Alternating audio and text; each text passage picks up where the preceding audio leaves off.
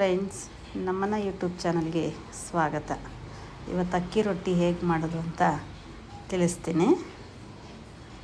ಮೊದಲಿಗೆ ಒಂದು ಪಾತ್ರೆ ಇಟ್ಟಿದ್ದೀನಿ. ಅದಕ್ಕೆ ಅರ್ಧ ಕಪ್ಪಷ್ಟು ನೀರು ಹಾಕ್ತಾಯಿದ್ದೀನಿ. ನಾನು ಇಬ್ಬರಿಗೆ ಆಗುವಷ್ಟು ಮಾಡ್ಕೋತಾ ಇರೋದು.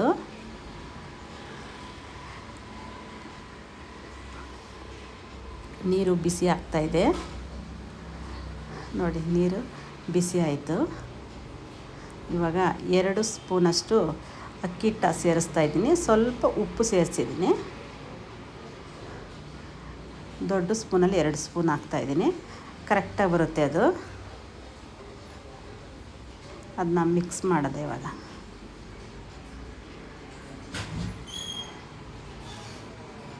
ಚೆನ್ನಾಗಿ ಮಿಕ್ಸ್ ಮಾಡಬೇಕು, ಗಂಟಿಲ್ಲದೆ ಇರೋ ಥರ. ಸಾಫ್ಟ್ ಆಗುತ್ತೆ ಆ ಥರ ಮಿಕ್ಸ್ ಮಾಡ್ತಾಯಿದ್ರೆ, ತುಂಬ ಸಾಫ್ಟ್ ಆಗುತ್ತೆ. ಸ್ಟವ್ ಆಫ್ ಮಾಡಿ ಈಗ ಉಂಡೆ ಆಗುತ್ತಾ ನೋಡೋಣ. ಕೈಗೆ ಅಂಟಬಾರ್ದು ನೋಡಿ. ಸಾಫ್ಟ್ ಆಗೈತೆ ಇವಾಗ. ಆ ಥರ ಕೈಯಲ್ಲಿ ಇಟ್ಕೊಂಡ್ರೆ ಕರೆಕ್ಟಾಗಿ ಚಪಾತಿ ಹಿಟ್ಟು ಥರ ಬರುತ್ತೆ ಅದು. ಒಂದೇ ಒಂದು ನಿಮಿಷ ಮುಚ್ಚಿಟ್ಟು ಈಗ ಒಂದು ಚಪಾತಿ ಮಣೆ ತಗೊಂಡು ರೋಲ್ ಮಾಡ್ತಾಯಿದ್ದೀನಿ ನೋಡಿ. ಈಗ ಒತ್ತಿ ತೋರಿಸ್ತೀನಿ ನೋಡಿ. ಸೇಮ್ ಚಪಾತಿ ಥರನೇ ಇರುತ್ತೆ ನೋಡಿ. ತೆಳುವಾಗಿ, ಸಾಫ್ಟಾಗಿ, ಮೃದುವಾಗಿ ಇರುತ್ತೆ. ಇದೇ ಮೊದಲ ಬಾರಿ ನಮ್ಮ ಯೂಟ್ಯೂಬ್ ಚಾನಲ್ ವೀಕ್ಷಣೆ ಮಾಡೋರು ದಯವಿಟ್ಟು ಸಬ್ಸ್ಕ್ರೈಬ್ ಮಾಡ್ಕೊಳ್ಳಿ, ಬೆಲ್ ಐಕನ್ ಪ್ರೆಸ್ ಮಾಡಿ. ಈ ವಿಡಿಯೋ ಇಷ್ಟ ಆದಲ್ಲಿ ಲೈಕ್ ಮಾಡಿ. ನೋಡಿ ಇಷ್ಟು ದೊಡ್ಡದಾಗಿ ಮಾಡಿ. ಇವಾಗ ಒಂದು ಪ್ಲಾಸ್ಟಿಕ್ ಮುಚ್ಚಳ ತಗೊಂಡಿದ್ದೀನಿ. ಅದನ್ನ ಸ್ವಲ್ಪ ಪ್ರೆಸ್ ಮಾಡಿದ್ರೆ ಅದು ಫುಲ್ಲು ರೌಂಡ್ ಶೇಪ್ ಬರುತ್ತೆ ನೋಡಿ. ನೋಡಿ ಈ ಥರ ಬರುತ್ತೆ. ತುಂಬ ತೆಳುವಾಗಿ ಬರುತ್ತೆ ನೋಡಿ. ದೋಸೆ ಥರನೇ ಇರುತ್ತೆ.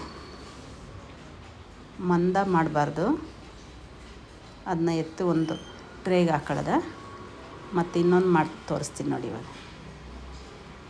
ಕೈಗೆ ಸ್ವಲ್ಪ ಎಣ್ಣೆ ಸವರ್ಕೊಂಡ್ರೆ ಕೈಗೆ ಅಂಟಲ್ಲ ಅದು. ಒಂದು ರೌಂಡ್ ಮಾಡಿ ಸ್ವಲ್ಪ ಹಿಟ್ಟು ಮೇಲ್ಗಡೆ ಹಾಕಿ ಸೇಮ್ ಚಪಾತಿ ಮಾಡೋ ಥರನೇ ಮಾಡಬೇಕು. ತುಂಬ ಈಸಿಯಿಂದ ಮಾಡ್ಕೋಬೋದು. ಅದು ಒತ್ತಬೇಕಾದ್ರೆ ಆ ಕಡೆ ಈ ಕಡೆ ಸ್ವಲ್ಪ ಕಟ್ಟಾಗುತ್ತೆ, ಪರವಾಗಿಲ್ಲ. ಚೆನ್ನಾಗಿ ನಾದ್ಕೊಂಡ್ರೆ ಸೇಮ್ ಚಪಾತಿ ಥರನೇ ಬರುತ್ತೆ ಅದು ನೋಡಿ. ಈ ಥರ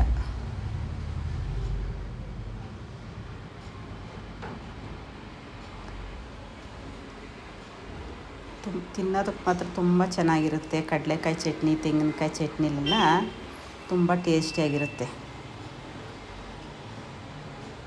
ನೋಡಿ. ಎಷ್ಟು ಚೆನ್ನಾಗಿ ಬಂತು.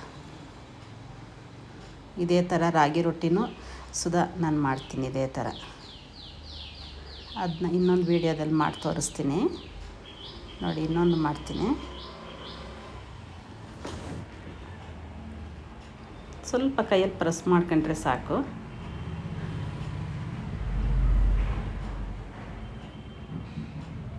ಹಿಟ್ಟು ಮೇಲ್ಗಡೆ ಜಾಸ್ತಿ ಹಾಕಬಾರ್ದು, ಇಲ್ಲ ಸುಡಬೇಕಾದ್ರೆ ಸ್ವಲ್ಪ ಕಪ್ಪು ಬಂದುಬಿಡ್ತದೆ. ಸ್ವಲ್ಪ ಒರೆಸ್ಬಿಟ್ಟು ಅದನ್ನ ತವ ಮೇಲೆ ಹಾಕಬೇಕಾಗುತ್ತೆ. ಹಿಟ್ಟೇನಾರ ಜಾಸ್ತಿ ಹಾಕೊಂಡೆ.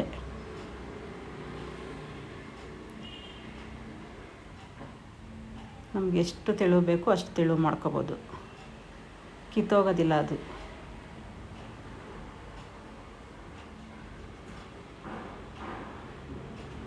ನೋಡಿ ಎಷ್ಟು ಚೆನ್ನಾಗಿ ಬಂದಿದೆ. ಕರೆಕ್ಟಾಗಿ ನನಗೆ 7 ರೊಟ್ಟಿ ಬಂದೈತೆ. ಅರ್ಧ ಕಪ್ ನೀರು ಹಾಕಿದೆ. ಕರೆಕ್ಟಾಗಿ 7 ರೊಟ್ಟಿ ಬಂದೈತೆ ನೋಡಿ. ಎಷ್ಟು ತೆಳುವಾಗಿ ಮಾಡಿ ಇಟ್ಕೊಬಿಟ್ರೆ ಯಾವಾಗಾದರೂ ಬೇಕಾದ್ರೆ ಫ್ರೈ ಮಾಡ್ಕೊಬೋದು ಸಾಯಂಕಾಲವೇ ನೋಡಿ. ಇವಾಗ ಒಂದು ತವ ಇಟ್ಟು ಫ್ರೈ ಮಾಡಿ ತೋರಿಸ್ತೀನಿ ನೋಡಿ. ಬ್ರೌನ್ ಕಲರ್ ಬರಬೇಕು ಅಲ್ಲಿ ತನಕ ಸ್ವಲ್ಪ ಮೇಲ್ಗಡೆ ಆಯಿಲ್ ಹಾಕಿ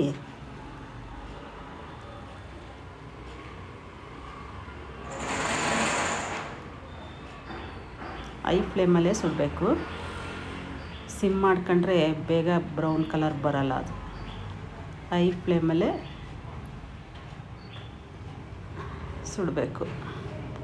ಸ್ವಲ್ಪ ಒಂದು ಅರ್ಧ ಡ್ರಾಪ್ ಅಷ್ಟು ಆಯಿಲ್ ಹಾಕೊಂಡ್ರೆ ಸಾಕು. ಜಾಸ್ತಿ ಆಯಿಲ್ ಹಾಕಬೇಡ್ರಿ.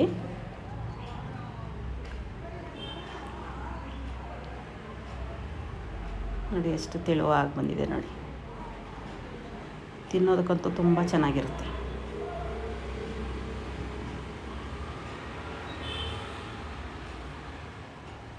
ಇದಕ್ಕೆ ಚಿಕನ್ ಗ್ರೇವಿ ಇದ್ರೆ ಇನ್ನೂ ಚೆನ್ನಾಗಿರುತ್ತೆ ನೋಡಿ. ಈ ಕಲರ್ ಬರಬೇಕು.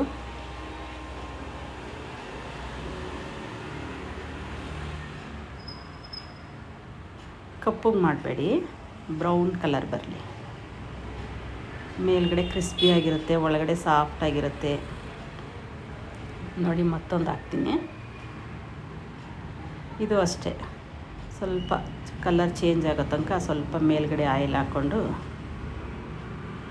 ಫ್ರೈ ಮಾಡಿ. ಸ್ಟವ್ ಮೇಲೂ ಸುಧಾ ಹಾಕ್ಬೋದು. ಇದನ್ನ ಫುಲ್ಲು ಉಬ್ಬು ಬರುತ್ತೆ, ಪೂರಿ ಬರೋ ಥರ ಬರುತ್ತೆ ಸ್ಟವ್ ಮೇಲೆ ಹಾಕಿದ್ರೆ.